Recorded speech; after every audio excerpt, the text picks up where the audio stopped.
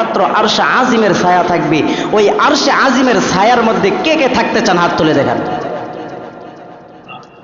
আল্লাহ আপনি সবাইকে কবুল করেন, হাত নামান। ভাই এই যে আরশে আজিমের ছায়ার মধ্যে থাকতে হইলে আমাদের 7টা কাজ করতে হবে।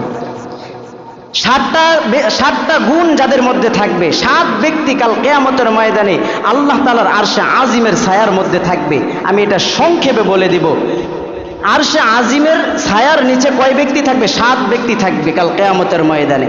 এক ব্যক্তি হলো রাসূলুল্লাহ সাল্লাল্লাহু আলাইহি ওয়াসাল্লাম বলেন, আল ইমামুল আদিল, ন্যায়পরায়ণ বাদশা কাল কিয়ামতের ময়দানে, যে নাকি দুনিয়ার মধ্যে ইনসাফ ভিত্তিক ভাবে আদেল বিচার করেছেন, কারো উপরে জুলুম করে নাই, ইনসাফ করেছেন এমন বাদশা।